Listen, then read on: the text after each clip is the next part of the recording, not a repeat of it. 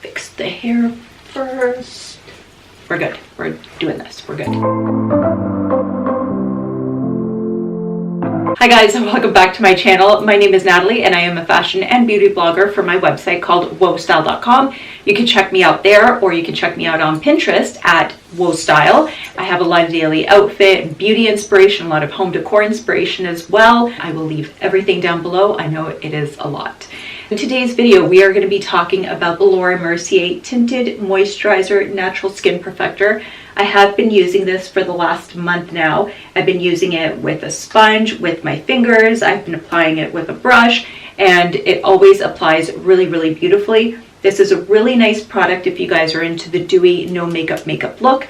If you're into something more high coverage, this is probably not going to be the foundation or the tinted moisturizer for you. Even though it says tinted moisturizer in the name, you still want to use a moisturizer. This does not replace your skincare, guys. This is still makeup. It does have some skincare benefits in there. It's very hydrating, but ultimately you do still want to use your moisturizer. Another thing that you should know is that you should be using an SPF with this product because it doesn't have it in it. And even if makeup has SPF, you still want to use it because generally it's not enough to protect your skin from the harmful rays of the sun. Definitely keep that in mind. Now let's just jump right into it before I keep rambling on and see what this product here is all about. I'm going to prime my skin just because I want the product to stay.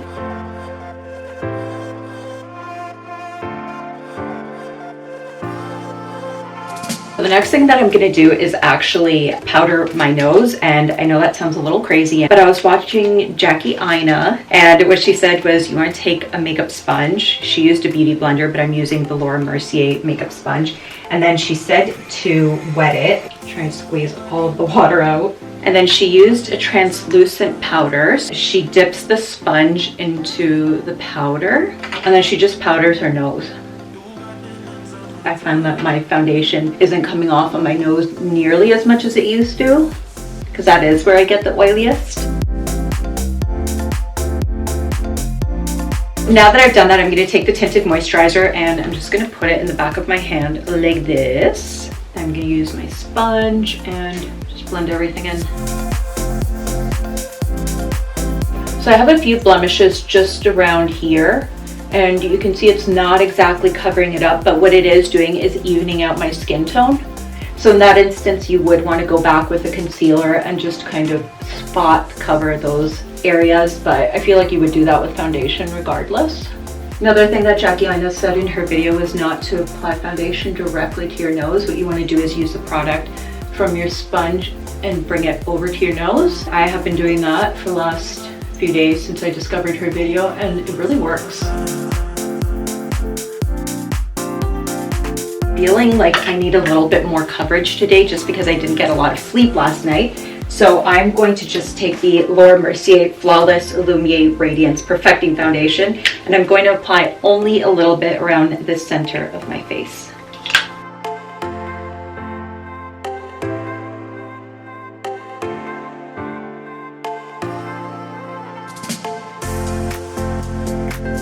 Now over here I have the Secret Camouflage Powder from Laura Mercier. This one's awesome because it has one side that's peach tone, which is more for color correcting, in particular under eyes, and then the other side is just your regular concealer.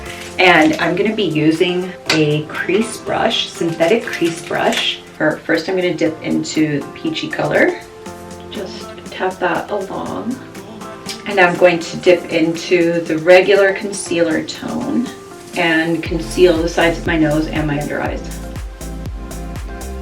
So I got a comment on one of my videos and somebody said that's a lot of makeup and it doesn't look like anything. A lot of beauty gurus have a tendency to apply a lot of product and it looks really beautiful on camera. It's just not my personal preference. I like to do things a little bit more subtle.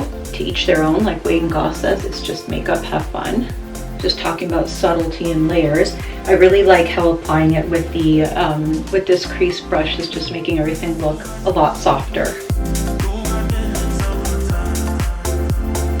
I'm going to set my concealer and I'm going to use the Laura Mercier, the Secret Brightening Powder. This stuff is phenomenal. You're only using a little bit just around your under eye area, and it's gonna last you for a long time. And I'm just gonna take the same sponge as before and dip it in and just apply it. So for the other parts of my face, I'm gonna be using the Candle Glow Sheer Perfecting Powder, and I'm gonna use a very small brush and just take that and apply it to the center of my face where I know I get the most oily. I love this one because it's very radiant, which means that it has a very soft, subtle glow. If you're normal skin, if you're dry skin, you could probably even skip the steps of powders altogether. But again, just based on my skin type, I definitely want to use a bit of powder. So I'm going to be using 2 of these Laura Mercier matte lipsticks. One is called Optimist, which is kind of like a muted fuchsia, and the other is called Jolie, and it's more of frosty, shimmery, lighter pink. So I'm going to take Jolie and just put it in the center of my lips, and then I'm going to take Optimist and apply it on the exterior. I'm going to move into blush, and I am using the shade Chai today. It's a really beautiful rosy kind of nude, and I like this one because it just goes really well with my yellow undertones. I'm just going to smile and apply that to the apples of my cheeks. And then I'm going to take this Caviar stick. This one is in the shade Burnished Bronze. If you're in a rush, this is a really good product to have on hand. And you know what? I'm just going to use my finger to blend it out.